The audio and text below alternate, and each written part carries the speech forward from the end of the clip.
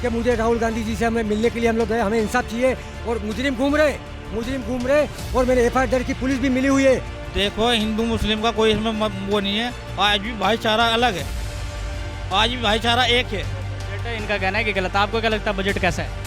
नहीं, बजट जो है मतलब है ठीक है, लेकिन जो है ये 7 लाख जो किया है इन्होंने, मोदी क्यों मोदी क्यों? काम करे उसने। ये तो कह रहे हैं बेरोजगारी ये तो सब कहते हैं ऐसे अलग अलग मुंह अलग अलग बातें। तो लगा लो पठान को आज 50,000 रुपये की टिकट देख कर आ रहे हैं इंसान। हाँ, आज बेरोजगार जी कहाँ पे है ये बताओ मुझे।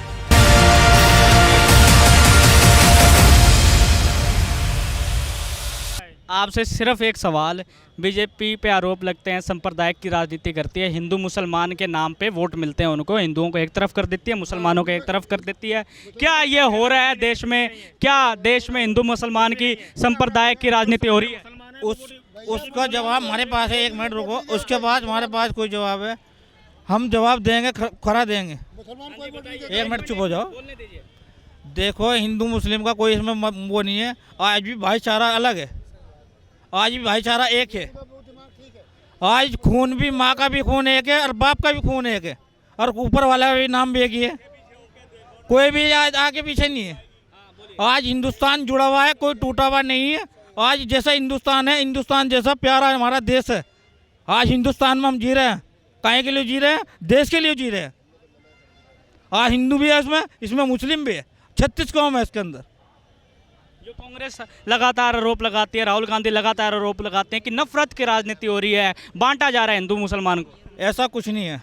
ऐसा कुछ नहीं नहीं। है। आप क्या कहते हैं सर? ऐसा है? मोदी जी को कोई वोट नहीं देता है, मोंडम हिंदू देते। ममडन कौन वोट नहीं देता? यूपी के अंदर, गुजरात के अंदर ममडन वोट नहीं दी।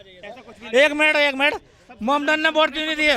आज तुम यूपी के अंदर जिला मुजफ्फरनगर के अंदर बता रहा हूँ मैं, जिला मुजफ्फरनगर के अंदर संजीव बालियान आज भी हुआ, मुसलमान ने वोट दिए। मुसलमान भेजते हैं मोदी जी को वोट। ऐसा नहीं है कि मोदी मुसलमान नहीं, 5%। ये वर्ड्स वापस लीजिए, ये वर्ड्स वापस ले लीजिए। मुसलमान जब बीजेपी आ गई तभी मुसलमानों ने जब वोट दिया यूपी में, तभी बीजेपी आ गई जब मुसलमानों ने वोट दिया। 36 को हमने वोट दिए। मैं यूं नहीं कह रहा। एक मिनट सुनो, मैं भी कश्मीर से हूँ, जो 370 की 370 की बात चल रही थी क्या? कश्मीर से ही हूँ। बात सुनिए, 300 मैं कश्मीर में अब तक जो है ना, 0 लेवल पे, ग्राउंड लेवल पे कोई फायदा नहीं है। लोगों के घर टूट रहे हैं वहाँ पर। जो इन्होंने अभी जो लैंड प्रोसेस, रोशनी लैंड एक्ट कर दे, वो गरीबों को सता रहे हैं वहाँ पर। मुझे बताया जो हमारी नौकरियाँ थी कश्मीर के अंदर, वो तो सारी छिन गई वहाँ पर। कैसे छिन गई? वहाँ कोई नौकरी में बाहर के बंदे आ रहे हैं, दिल्ली के आ रहे हैं, महाराष्ट्र के आ रहे हैं, वो अपनी। गुजरात तो पूरे मुसलमान। मुजफ्फरनगर में वोट नहीं मिली, मेरठ में वोट नहीं मिली, हैं? मिली। कौन से शामली में वोट नहीं मिली? बड़े भैया में वोट नहीं मिली क्या? यूपी में वोट नहीं मिली? अगर वोट मिल रही है तो फिर आप ऐसे कैसे कह रहे हैं? सबसे ज्यादा गुजरात में मुसलमान है। जिला गिनवा रहा हूँ, और जो मेन गढ़ है, जो मुजफ्फरनगर है, वहाँ से वोट नहीं मिली। कौन कह रहा? देखो असली बात एक ये है कि देखो अंगला ये कह रहे, भैया कह रहे हैं मुसलमान सब वोट देते हैं। जो समझदार मुसलमान है, समझदार हिंदुस्तानी है, वो सब वोट देते हैं। अच्छे बीजेपी को क्या, अच्छा कांग्रेस हो जो अच्छा काम करेगा उसको वोट तो देते हैं। कौन सी पार्टी को देते हैं? सबको देते हैं, वो तो अपने काम अच्छा करा उसको देते हैं वोट। सर आपकी बात आई थी कश्मीर के बाद, धारा 370 हटी, क्या हालात है 370 हटने के बाद कश्मीर? अभी तो हालात वैसे नॉर्मल चल रहे हैं, लेकिन ग्राउंड पे वो हालात नहीं है जो होनी चाहिए थी। बेरोजगारी ज़्यादा है। या खाली बातें करते हैं। मैं श्रीनगर से आया हूँ, ये देखो श्रीनगर से मैं आया हूँ। कहाँ से? शेर कश्मीर स्टेडियम से। ये तो यहाँ पे खड़े रहते हैं और मैंने खुद झंडा फहराया है। कहाँ पे? लाइफ में लाल चौक पे मैंने झंडा फहराया है। और मेरा प्रॉब्लम क्या है, मैं राजस्थान से आया हूँ, मेरे 2 करोड़ की ज़मीन धोखे से रजिस्ट्री कर दी है। वही मैं राहुल गांधी सर से मिलने आया था, लेकिन वहाँ पे बहुत बर्फबारी हुई तो मैं मिल नहीं सका। और जब भारत जोड़ो यात्रा, मैं एक बात बताऊँ, केजरीवाल ने क्या दिया है आज तक? इनको बात कहने दो। मेरी पूरी फैमिली आई है। हम लोग ब्याज से पैसा लेके हम लोग श्रीनगर जाके, देखो मेरा वीडियो पूरा, कोई झूठ बात नहीं है। देखो ये 2 करोड़ की जमीन की धोखाधड़ी से रजिस्ट्री कर दी है। किसने करी है? 4 आदमी ने धोखाधड़ी से रजिस्ट्री कर दी है। इसका कोर्ट में मसला सुलझाइए ना। कोर्ट में कोई सुनता नहीं है। वहाँ पे एसडीएम भी मिले हुए हैं।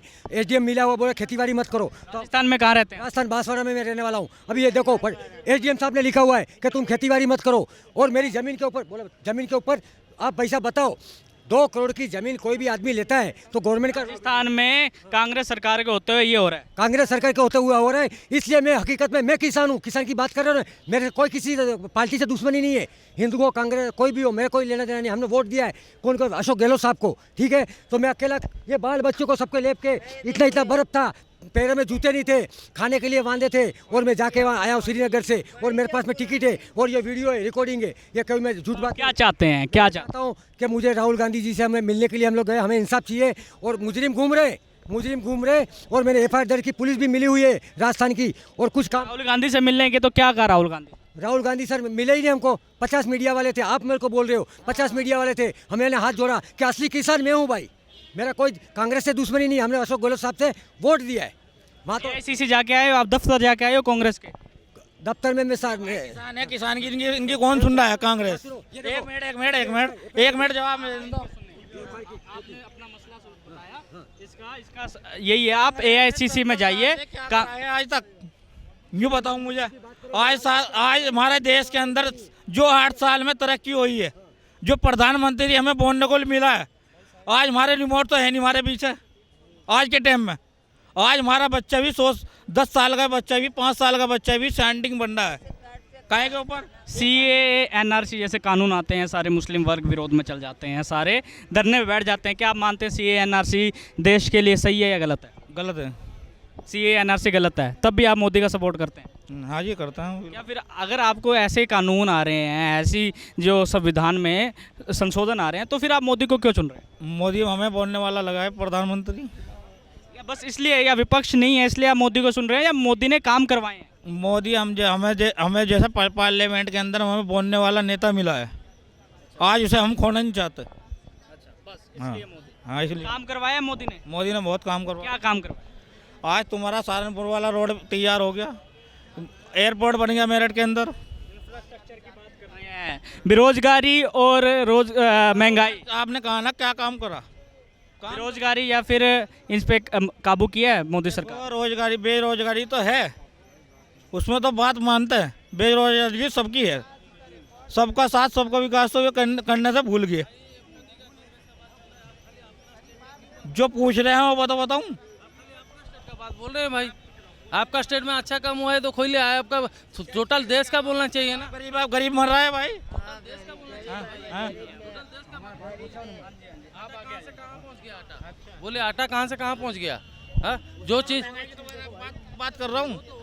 आप तो नहीं कर रहे, आप तो खाली बोल रहे रोड बना रहे हैं, एयरपोर्ट बना रहे हैं, वो बोलने से क्या होगा? सीधा आप कल वाले उस दिन वाले बजट पर बात कीजिए। आप सीधा बोलिए, बजट जो आया बजट कैसा है? बजट कैसा है? इनका सीधा सवाल, जो बजट आया बजट कैसा है? बजट तो देखो कम तो हुआ है, और भी कम होएगा आने वाले टाइम में। नहीं, इनका जो अभी ये कह रहे हैं, जो कल निर्मला सीतारमन ने बजट पेश किया है, वो आपको सही लगा? जो देश का बजट पेश हुआ है, जिसमें इनकम टैक्स 5 लाख से बढ़ाकर 7 लाख कर दी गई है, वो आपको सही लगा है? गलत है। गलत है बजट है, इनका कहना है कि गलत। आपको क्या लगता है बजट कैसा है?